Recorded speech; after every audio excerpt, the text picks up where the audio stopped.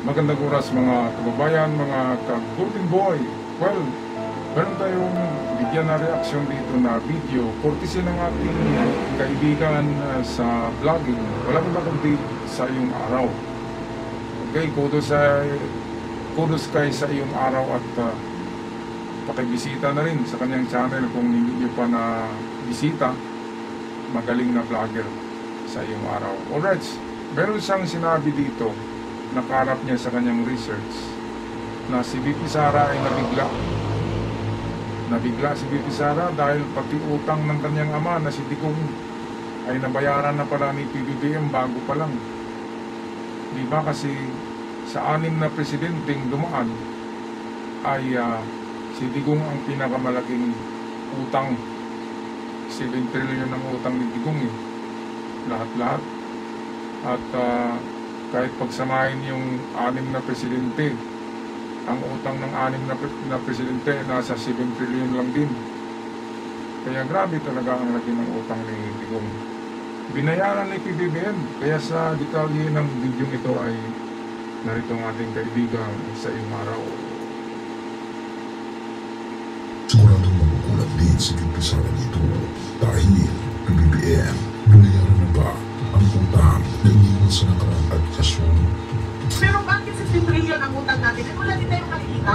Nasaan ang inutang? Ang administrasyon, dating Pangulong Duterte, ang nakita lang may pinakamataas na naging utang.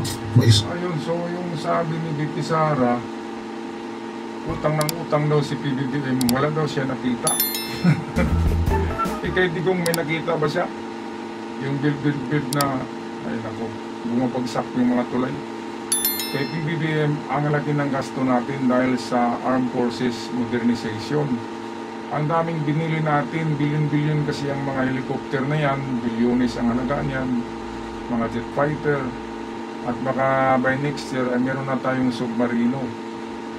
Marami tayong ginastusan, kaya malaki ang inutang natin, gano'n naman talaga. At magtataka tayo bakit pautangin tayo ng World Bank palagi. Dahil alam ng World Bank na makapagbayad si PBBM. Dahil malaking depositor si PBBM sa World Bank Alam nyo na yan, the Marcos Gold, nasa World Bank, mga kababayan. Kaya nabigla si Sara sabi ni Sara, ang laki ng utang ni PBBM, wala akong nakita. Talagang wala siyang nakita dahil naninira siya, nagbulag-bulagan siya. Anong walang nakikita? Nasa 14 na yata ka Black Hawk helicopters ang binili ni PBBM. Tsaka merong darating na mga jet fighters na bago. Iba yung nabili nung last year na 1 dosinang Korean yata, yung Korean jet fighters, di ba? At marami na tayong binili ngayon. Kahit mga tangke de guerra ay marami na tayong tangke de guerra. Binili yan, hindi yan hiningi, mga kababayan. Kaya sabi ni VP Sara, wala siyang nakita dahil siya ay nagbulag-bulagan lamang. Si Digong, ilang tangke de guerra ba ang nabili ni Digong? Wala Ilang jet plane ba? Wala. Jet fighter, wala. Kasi ayaw niyang makipagdigma sa China ni Digong dahil ganun sila kaibigan. Dahil kumikiling sa komunismo Sabi nga ni Digong noon, rebelde siya NPA siya, sabi ni Digong yan noon, mga kababayan. Hindi ako nagsabi niyan, merong video yan. Nag-usap-usap pa nga sila ni Joe Marie Siso noon. Okay, kaya mabibigla kayo dito sa pahayag ng dito sa report na nireplay ni sa iyong araw. Ang balita ng kahit sa VP Sara, posibleng mapapigil, mapatingin, at mapapaisip na kakaling mangyari yun. Pero bago ko sabihin yan, tandaan mo na to, habang abala ang lahat sa politika, may tahimik pero napakalaki galaw na nangyari sa ilalim ng Marcos Jr. administration. Isang galaw na hindi agad mapapansin, pero kapag nalaman mo, mapapahinto ka talaga. Hindi ito chismis, hindi ito haka-haka. Ito yung klaseng balita na akala mo imposible pero nangyari. At ito rin yung balita na magpapaliwanag kung bakit kahit pa paano. Say goodbye to switching prescriptions. Na lang sa PBBM ang presidente ngayon. Pero teka, ano nga ba yun? Sa loob ng maraming taon, ang utang ng Pilipinas ay parang hindi nauubos. Sabi ng iba, wala, forever na yata tayo may utang. Magkano na po ang utang ng Pilipinas? 16 trillion. Yes, 16 trillion ang utang ng Pilipinas. At yan ay mamanahin ng mga future generation of Filipinos. Ayan, sinasabi ni VP Sara, 16 trillion. Magkano ba ang kay Digong doon? 7 trillion. So, ang utang ng ibang presidente, kasama kay PBBM, 11 trillion lang. Kay Digong, 7 trillion, nag-iisang presidente lang. Kaya palpak talaga tong si Sara. Bakit sabihin na, 16 trillion ang utang ni PBBM? Hindi yan utang ni PBBM. Yan ay utang ng mga nagdaang presidente. Kasama na si Digong dyan na 7 trillion. Kaya 16 trillion lahat ang utang ng lahat ng presidente kasama si PBBM. Hindi yan utang ni PBBM. Kaya sa hindi nakakaalam yan, kasi palaging sinasabi ang laki na daw ng utang ni PBBM. Anong malaki? Malaki talaga ang kay Digong sa lahat, mga kababayan. Kaya doon si Bibi Sara, sabi na wala siyang nakita. Bulag ba siya? Hindi naman bulag. Nagbulag-bulagan lang. Okay, kaya wala siyang makikita. Nasa nasa military ngayon ang napakalaking budget ng ating gobyerno. Bilyon-bilyon yan eh. Isang helicopter, bilyonis na yan. Grabe naman. Kung makapagsalita, no? Akala nyo ay walang piatos, no? Kung ito yung sinabi ni Bibi Sara, na handa na daw siyang maging presidente. Bakit alam niya ba na talagang mag-resign si PBBM dahil sa pressure na ginagawa nila? Kung siya yung magiging presidente, lalong dadami yung mga piatos na resibo.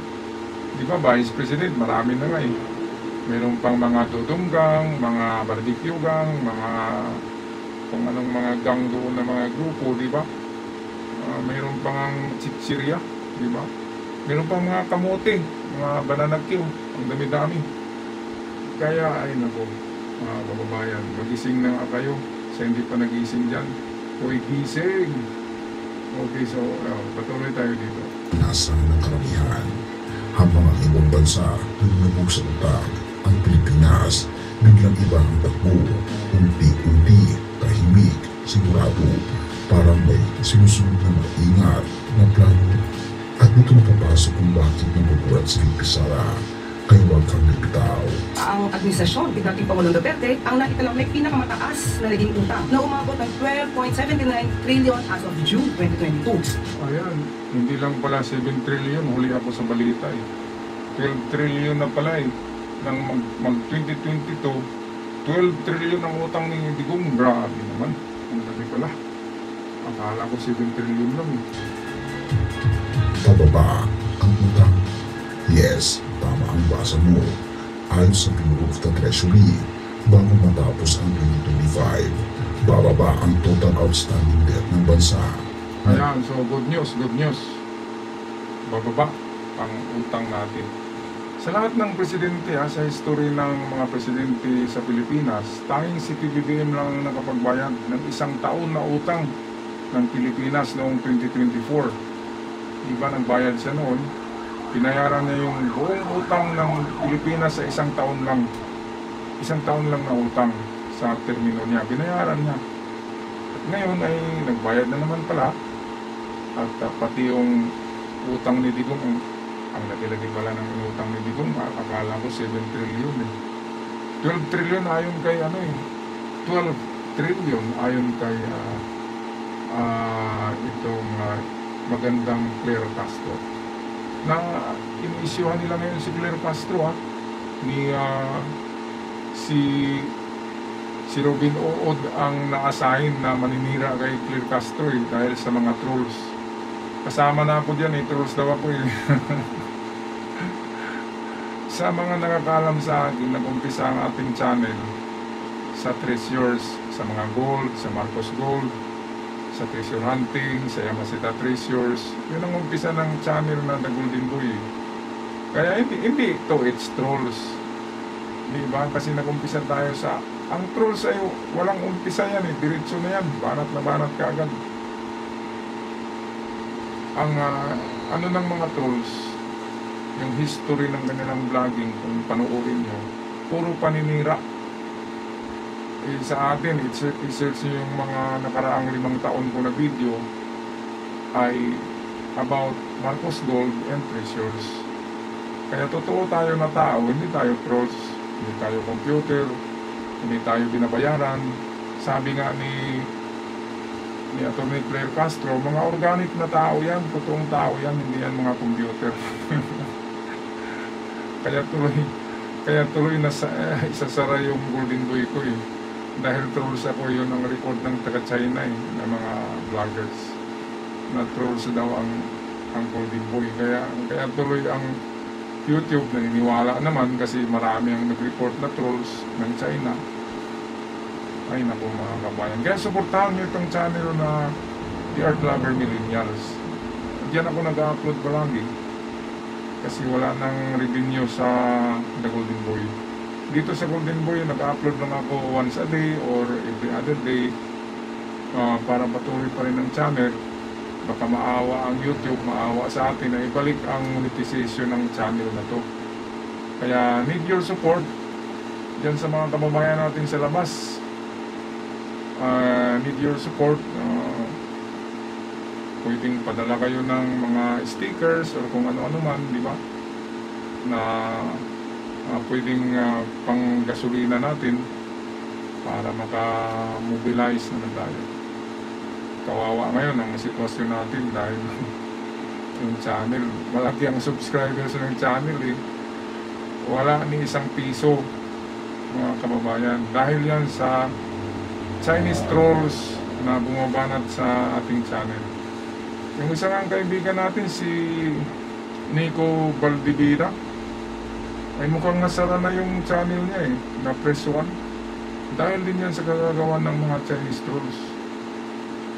Ano kasi yan, kapag nag-report yan sa YouTube, sabay-sabay sila in bunches and hordes. Parang mga zombie yan, ang dami-dami niyan mag-report. Kaya ma-overwhelm ang robot ng YouTube eh. Akala ng YouTube totoo, yun pala mga trolls. Ganyan maninira ang mga trolls, masisira ang account nyo, masara ang inyong mga Facebook kapag tigilos ng mga trolls na yan, na totoong trolls. Tapos sasabihin ni Robin Padilla na may mga trolls lang na binabayaran si Claire Castro. Eh si Claire Castro nga lang bumabanat mag-isa dyan eh. Itong mga makapibigim na mga vlogger, kilala ko lang yan sila dito sa YouTube. Pero in person, hindi ko pa nakita ang mga yan. Pero alam nila na kung sino ang sinusuportahan ko at alam ko rin kung sino ang sinusuportahan nila, di ba? Kaya one day baka magkita-kita din. Ang layo eh, dami sa Maynila. Ako dito, nag-isa lang yata sa Mindanao. Mga kababayan. Okay, kaya ako'y magpapaalam na. Maraming salamat. At huwag kalimutan na bisitahin yung The Art Lover Millennials. Antayin ko kayo dyan, mga ka-Golden Boy. Paalam na. Love and peace para sa lahat sa Pilipinas at sa mundo. Paalam.